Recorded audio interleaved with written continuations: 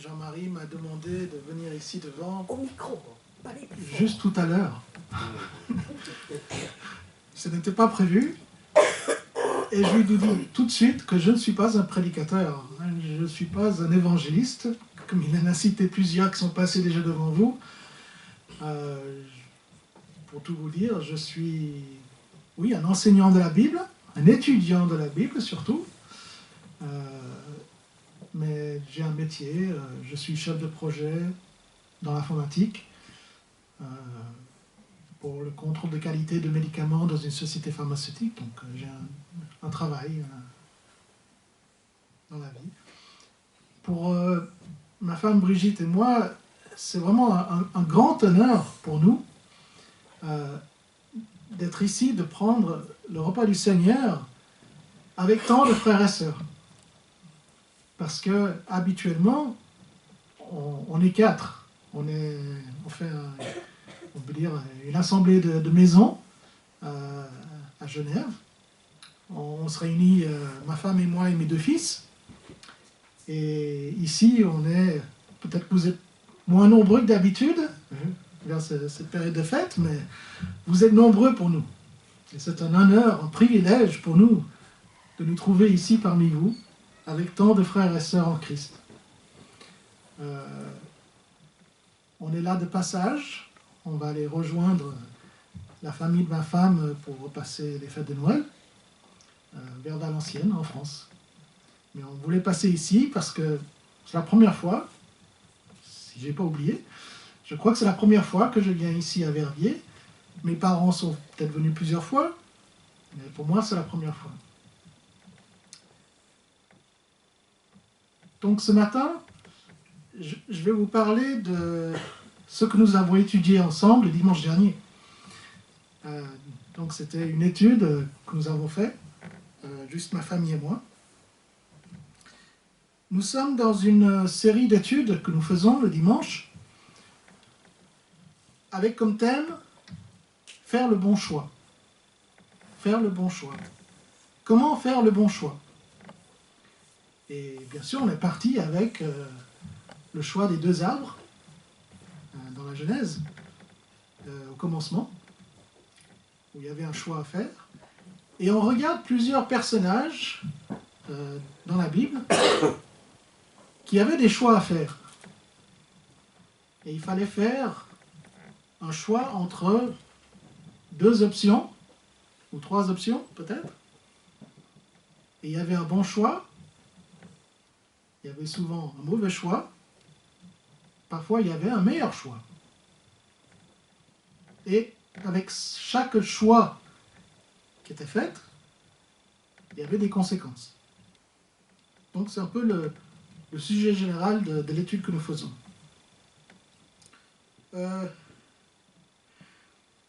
Donc on prend des personnages qui avaient des choix devant eux.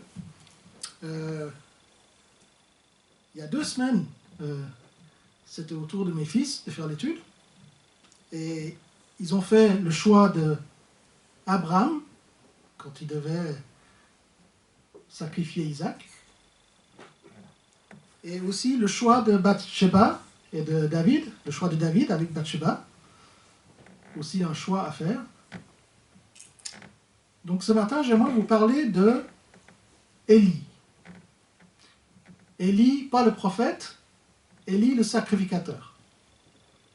Donc peut-être que vous connaissez déjà bien Élie, mais peut-être que vous ne connaissez pas le choix qu'il avait dans sa vie. On verra qu'il a fait un mauvais choix. Élie était un sacrificateur, donc c'était un lévite, c'était un juge en Israël pendant 40 ans. Donc c'est quelqu'un qui avait beaucoup de discernement, quelqu'un qui connaissait bien Dieu, un homme de Dieu, un homme bon. Et si vous voulez lire le passage avec moi, c'est en 1 Samuel, chapitre 2, verset 12.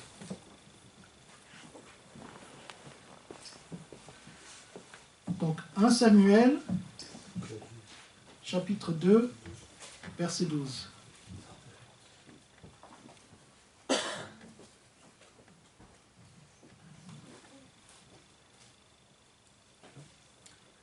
les fils d'Élie étaient des hommes pervers. Ils ne connaissaient point l'Éternel. Peut-être que vous avez d'autres traductions. Là, je suis en train de lire quelque chose que j'avais sur mon téléphone, mais la traduction que j'utilise d'habitude, c'est la Colombe. Et il disait que ses fils étaient des vauriens, des hommes pervers. Donc déjà, on peut se poser la question, pourquoi est-ce que Élie, un homme bon, un homme de Dieu, avait des fils qui étaient des pervers, des vauriens? On peut dire que c'est grave parce que ses fils appartiennent aux tribus de Lévites. Donc ils étaient prêtres. C'était leur dédication, leur métier.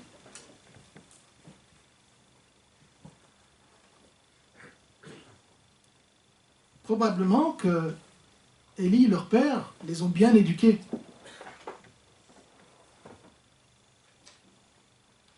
On peut comparer ça à Samuel, qui est devenu par la suite prophète. Il a aussi été éduqué par Élie. Et ça s'est bien passé pour lui. C'était un des plus grands prophètes de Dieu dans la Bible. Lisons les versets 13 à 17.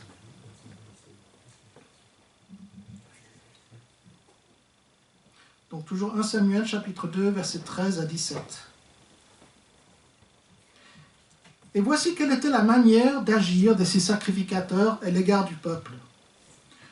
Lorsque quelqu'un offrait un sacrifice, le serviteur du sacrificateur, au moment où l'on faisait cuire la chair, tenant à la main une fourchette à 3 dents, il piquait dans la chaudière, dans le chaudron, dans la marmite ou dans le pot, et tout ce que la fourchette amenait, le sacrificateur le prenait pour lui.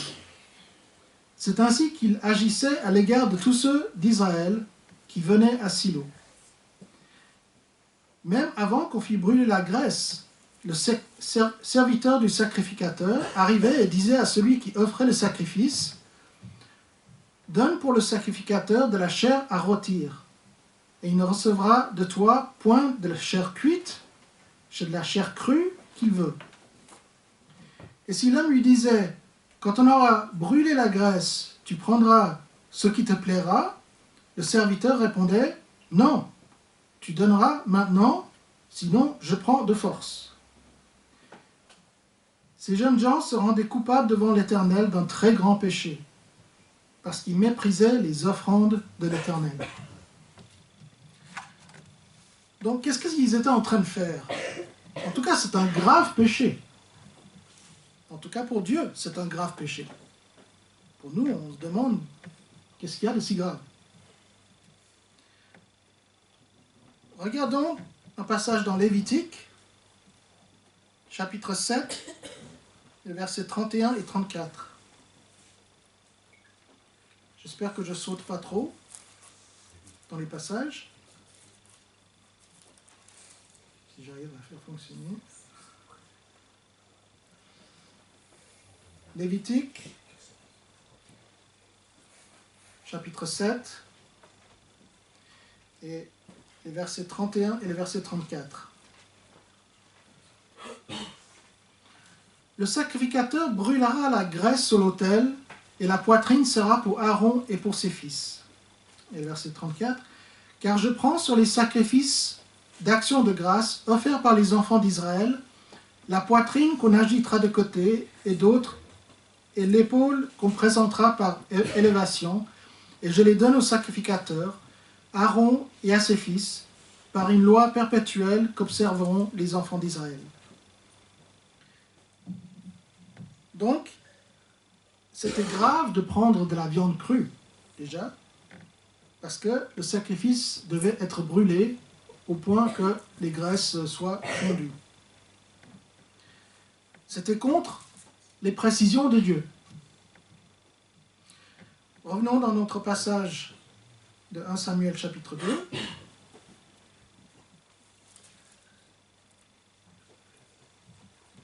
Et lisons le verset 22.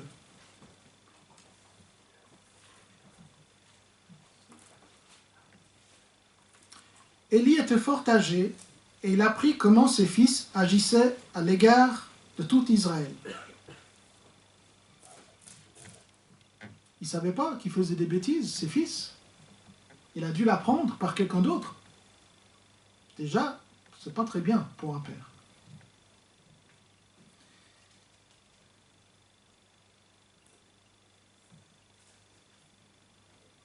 Lisons la suite, la deuxième partie du verset. Il apprit aussi qu'il couchait avec les femmes qui s'assemblaient à l'entrée de la tente d'assignation. Ce qui m'a un peu surpris de ce passage, c'est que il s'appuie beaucoup sur la viande crue qu'il ne fallait pas manger, qu'il ne fallait pas prendre. Et en plus, oui, il couchait avec des femmes devant la tente d'assignation. C'est grave. Il y avait des femmes qui venaient ou qui servaient devant la tente de la rencontre et il couchait avec ces femmes.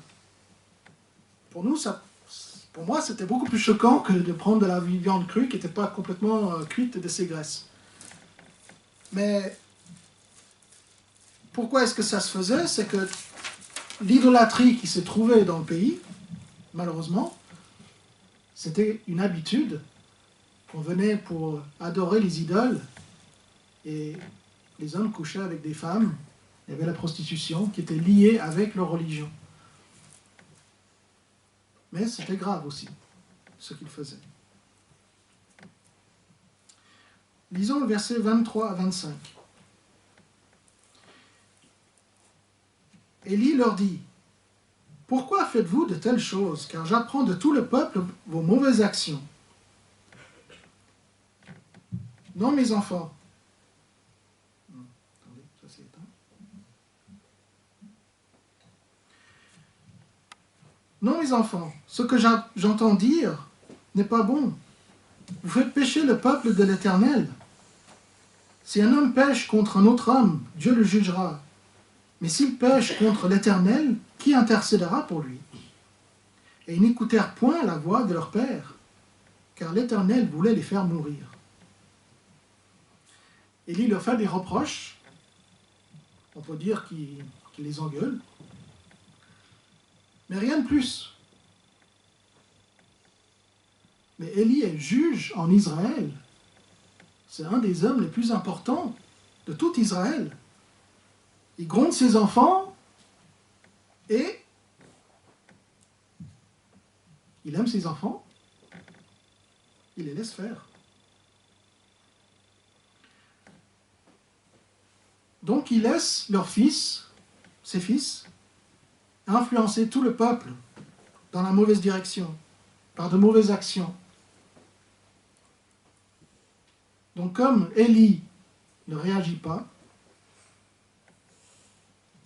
Élie ne fait pas le bon choix, Élie devrait réagir et punir, écarter ses fils de ce qu'ils sont en train de faire. Pourtant, il ne fait rien et il les laisse faire. Élie fait le mauvais choix. Mais Dieu va devoir corriger la situation. Dieu va faire mourir ses fils désobéissants. C'est des fils qui sont rebelles à leur père. Des fils qui n'écoutent pas l'enseignement de leur père. Bon, est-ce que c'est si grave? Ça arrive. Vous qui êtes des fils, est-ce que ça arrive que vous n'obéissez pas à votre père parfois? Ça arrive. Est-ce que c'est grave? Lisons un passage dans Deutéronome, chapitre 21. Deutéronome, chapitre 21. On va lire le verset 18 à 21.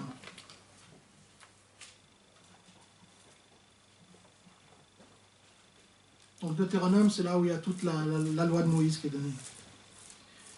Si un homme a un fils indocile et rebelle, n'écoutant ni la voix de son père, ni la voix de sa mère, et ne leur obéissant pas même après qu'ils l'ont châtié, le père et la mère le prendront et le mèneront vers les anciens de sa ville et la porte du lieu qu'il habite. Ils diront aux anciens de sa ville, « Voici notre fils qui est indocile et rebelle, qui n'écoute pas notre voix, et qui se livre à des excès et à l'ivrognerie.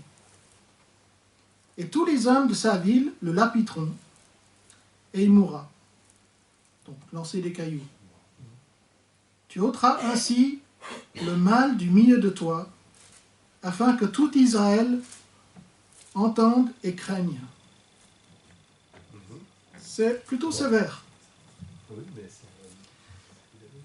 Et Élie devait appliquer la loi de Dieu, la loi de Moïse. Donc Élie aurait dû réagir de cette manière. Il a des fils qui sont désobéissants, ils sont déjà grands, et ils sont en train de pourrir toute la situation du peuple. Ici, il dit, tu ôteras ainsi le mal du milieu de toi. Donc Élie a une responsabilité en tant que père. Il n'a pas réussi à faire obéir ses fils, même en leur donnant des punitions. Il a une responsabilité de les mener devant les anciens de la ville et de faire une sentence, de les faire mourir. Élie ne veut pas faire mourir ses fils. Pourtant, il n'a aucun contrôle sur ses fils.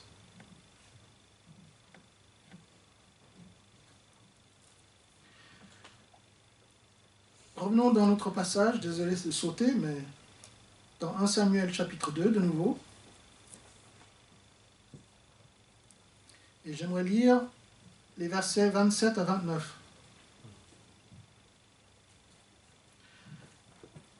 Un homme de Dieu vint auprès d'Élie et lui dit, « Ainsi parle l'Éternel, ne suis-je pas révélé à la maison de ton père lorsqu'ils étaient en Égypte dans la maison de Pharaon ? Je l'ai choisi parmi tous les tribus d'Israël pour être à mon service et dans le sacerdoce, pour monter à mon autel, pour brûler le parfum, pour porter l'éphod devant moi. Et j'ai donné la maison de ton père, tous les sacrifices consumés par le feu et offerts par les enfants d'Israël. Pourquoi foulez-vous aux pieds mes sacrifices et mes offrandes que j'ai ordonné de faire dans ma demeure? Et d'où vient que tu honores tes fils plus que moi, afin de vous engraisser des prémices de tous les offrandes d'Israël, mon peuple? » Donc il y a des reproches. D'abord, pourquoi est-ce qu'ils prenaient la viande crue? On ne sait pas exactement, mais probablement la raison, c'est qu'ils prenaient cette viande crue et ils allaient le vendre sur le marché comme si c'était de la viande fraîche. Donc ça leur faisait des sous. Ses fils étaient là pour gagner de l'argent. Gagner de l'argent sur quoi? Sur la collecte, sur les offrandes du peuple. Ils prenaient ce que les peuples donnaient et ils récupéraient et allaient vendre au marché pour avoir de l'argent pour eux. Donc c'est une histoire d'argent. Et aussi, comme Élie ne réagit pas, Élie est en train de privilégier ses fils par rapport au peuple de Dieu.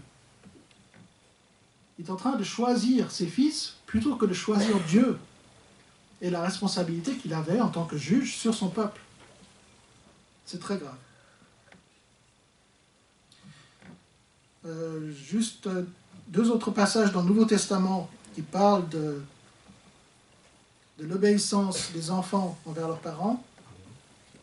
Juste un rappel, surtout pour les enfants.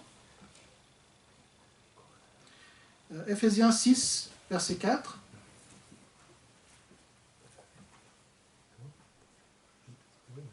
Ephésiens 6, verset 4.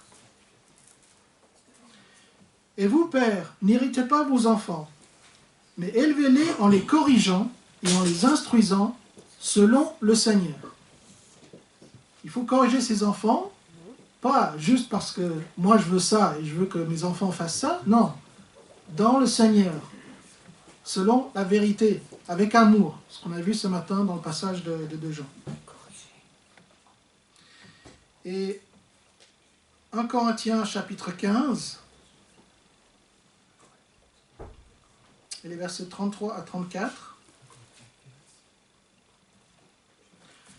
Ne vous y trompez pas, les mauvaises compagnies corrompent les bonnes mœurs. Revenez à vous-même, comme il est convenable, et ne péchez point, car quelques-uns ne connaissent pas Dieu. Je le dis à votre honte. Il faut enseigner la parole de Dieu à nos enfants. Il ne faut pas croire que nos enfants ne seront pas influencés par les autres influenceurs qui sont autour d'eux. Il y a beaucoup d'influenceurs dans ce monde aujourd'hui. Il faut faire des choix en tant que parents. Il ne faut pas se laisser complètement distancer par les divertissements et le travail, mais il faut prendre du temps pour éduquer ses enfants. Et en tant qu'enfant, il faut aussi faire des choix. Et là, il parle surtout des copains. Il faut choisir de bons copains, de bons amis.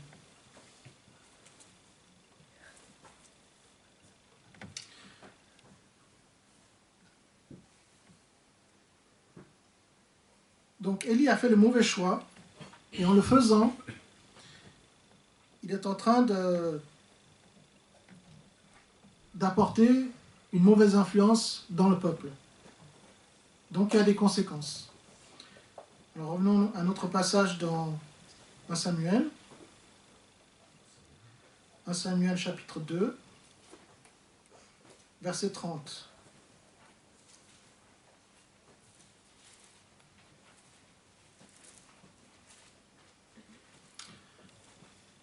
Donc Élie a pris une décision de ne rien faire à ses fils, et maintenant on regarde les conséquences de sa décision.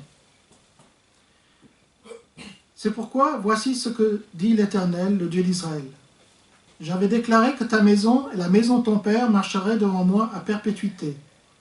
Et maintenant, dit l'Éternel, loin de moi, car j'honorerai celui qui m'honore, mais ceux qui me méprisent seront méprisés.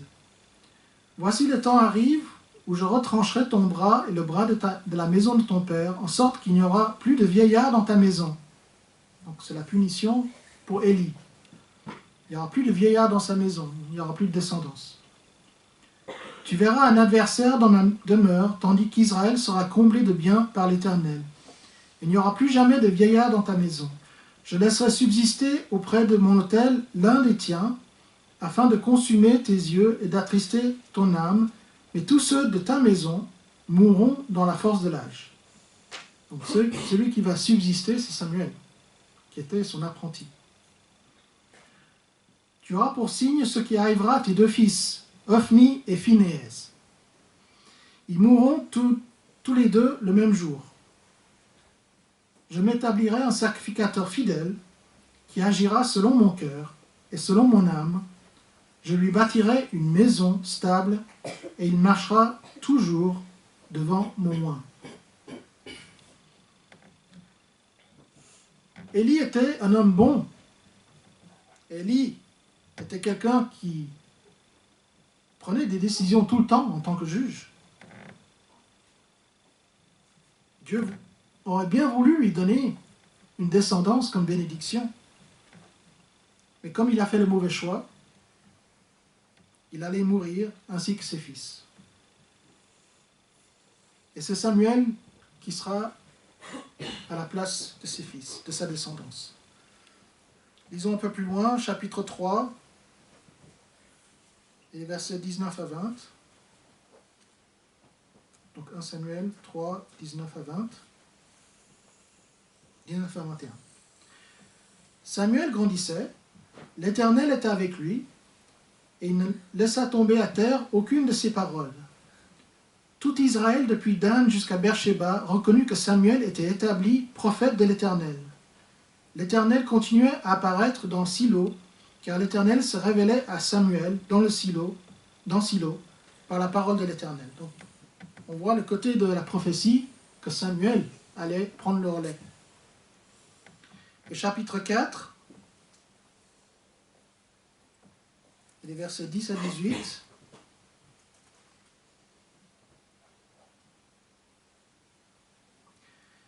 Les Philistins livrèrent bataille et Israël fut battu. Chacun s'enfuit dans sa tente. La défaite fut très grande et il tomba d'Israël 30 000 hommes de pied. L'arche de Dieu fut prise et les deux fils d'Éli, Ophni et Phinehas, moururent. Un homme de Benjamin accourut du champ de bataille et vint à Silo le même jour, les vêtements déchirés et la tête couverte de terre. Lorsqu'il arriva, Éli était dans la tente, assis sur un siège, près du chemin, car son cœur était inquiet pour l'arche de Dieu. Notez, son cœur est inquiet pour l'arche de Dieu. Il ne mentionne pas ses fils. À son entrée dans la ville, cet homme donne la nouvelle, et toute la ville poussa des cris. Éli, entendant ces cris, dit « Que signifie ce tumulte ?» Et aussitôt, l'homme vint apporter la nouvelle à Éli.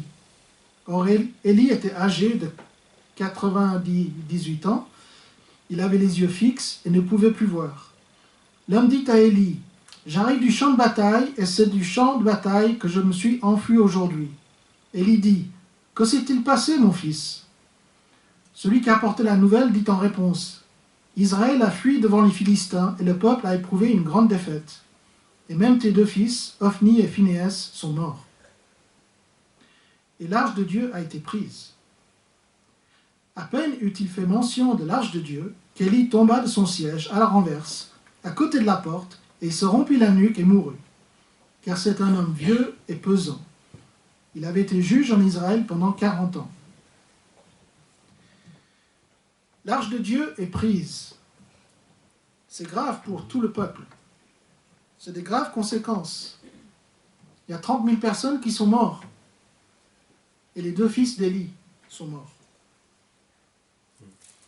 Éli ne mentionne pas s'il est inquiet pour ses garçons, mais dès que l'arche de Dieu est prise par les Philistins, là il est inquiet. Il fait une sorte de crise cardiaque, il tombe par terre et il meurt. Donc, le choix de Éli de ne pas reprendre en main les mauvaises actions de ses garçons a eu des conséquences pour tout Israël. Éli n'a pas voulu arrêter les mauvaises actions de ses fils. Et maintenant, l'arche de Dieu est chez l'ennemi, chez des étrangers. Donc, dans la vie, nous avons des choix à faire. Essayons de faire le bon choix. Le mauvais choix, et le bon choix aussi, aura des conséquences. Et il faudra vivre avec les conséquences. J'espère que ça vous aidera. Merci. Merci.